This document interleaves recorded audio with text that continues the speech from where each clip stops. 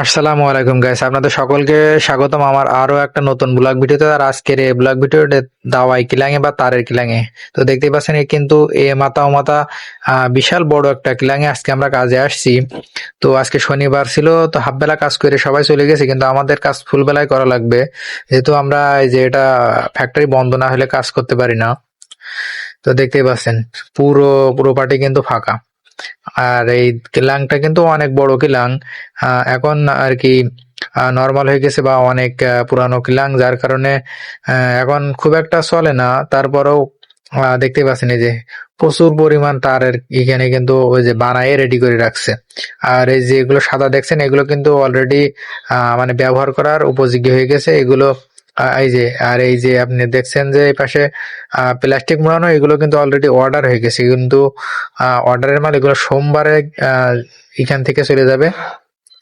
আর যেগুলো ব্যবহারের উপযোগী হয়ে যায় সেগুলো কিন্তু এইভাবেই এনে লাট মেরে রেখে দেয়। আর যেগুলো ব্যবহারের উপযোগী হয়নি এখনো, সেগুলো ওই পাশে আছে। আর এইগুলো যে দেখছেন যে সিল মেরে এভাবে রেখে দিয়েছে, এগুলো কিন্তু সব অর্ডারের আর কি।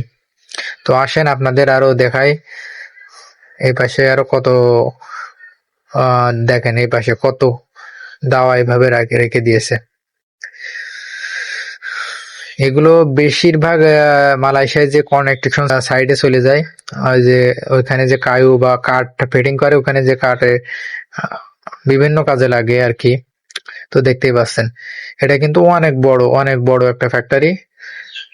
এটা এই যে এইগুলো কিন্তু অলরেডি অর্ডার হয়ে গেছে, যে অর্ডার যেগুলো হয়ে যায় সেগুলো এভাবে এনে লাট মেরে রেখে দেয়। তো সামনে চলেন আরো দেখাচ্ছি, মানে যত দূরে যাবেন সব দাওয়ায় বা তার যে কি পরিমাণে দাওয়ায়। এই পাশে দেখেন এলাকা জুড়ে কিন্তু সব এভাবে দাওয়ায় বা তার এভাবে লাট মেরে রেখেছে। আর ওই পাশে যে মেশিনটা দেখা যাচ্ছে, মেশিন গুলো কিন্তু এখন আপাতত অচল হয়ে গেছে। এটা আপাতত গোডাউন হিসেবে রেখেছে আর কি। যত দূরে চোখ যায় শুধু দাওয়াই আর দাওয়াই, মানে তার আর কি। এটা মালয় ভাষায় দাওয়াই বলা হয়। তো আসেন আপনাদের আরো দেখাই ঘুরে ঘুরে। আজকে দেখছিলাম তো আসলে কিলাংটা দেখলাম যে অনেক বড়, অনেক এরিয়া, কিন্তু খুব অল্প লোকে কাজ করে এর ভিতরে। এই যে আর একটা সেকশনে আসছি, দেখেন এইভাবে বানায় রেখে দিয়েছে সব লাট মেরে।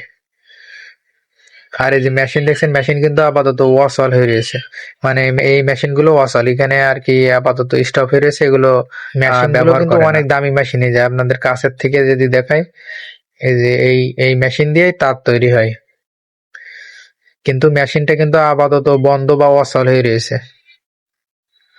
ওই পাশে আরো একটা বড় মেশিন আছে, এই যে এখান থেকে কন্ট্রোল করা হয়, এই যে এই ঘরটার থেকে।